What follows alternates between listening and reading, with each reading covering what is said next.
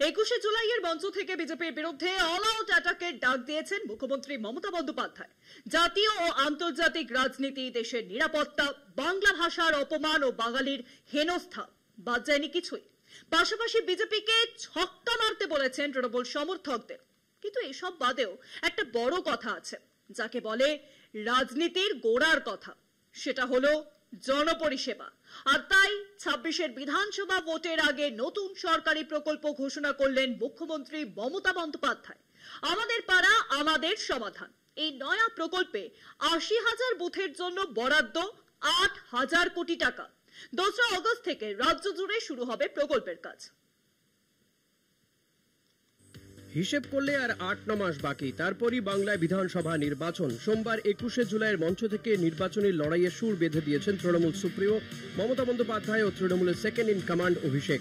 এবার মঙ্গলবার নবান্ন থেকে নতুন সরকারি প্রকল্পের ঘোষণা করলেন মুখ্যমন্ত্রী। প্রকল্পের নাম আমাদের পাড়া আমাদের সমাধান। গোটা দেশে এমন উদ্যোগ প্রথমবার নেওয়া হচ্ছে, দাবি মমতার। আমাদের পাড়া আমাদের সমাধান, সারা দেশে এইরকম উদ্যোগ এই প্রথম।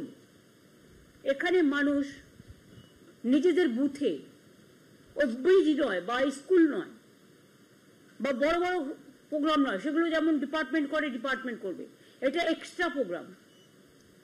গ্রামে ছোট ছোট সমস্যা থাকে, সেটা আমাদের সরকারি অফিসাররা শুনবেন। 2 আগস্ট থেকে রাজ্য জুড়ে প্রকল্পের কাজ শুরু। 8,000 কোটি টাকা বরাদ্দ করা হয়েছে।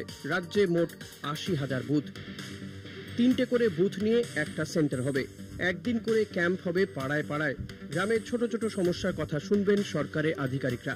এবার সরকার নয়, স্থানীয় মানুষরাই ঠিক করবেন কোন সমস্যাগুলো সমাধান করা দরকার।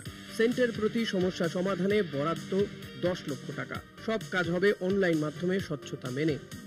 প্রকল্প ঘোষণার সময় মুখ্যমন্ত্রীর মুখে শোনা যায় আত্মনির্ভর ভারতের কথাও।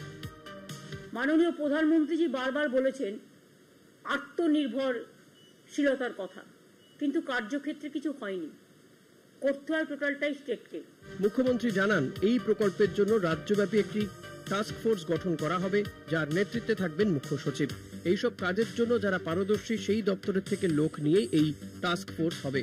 কোথায় কি কাজ হচ্ছে তা এরাই মনিটরিং করবেন। এই কাজের জন্য 2 মাস সময় ধরা হয়েছে।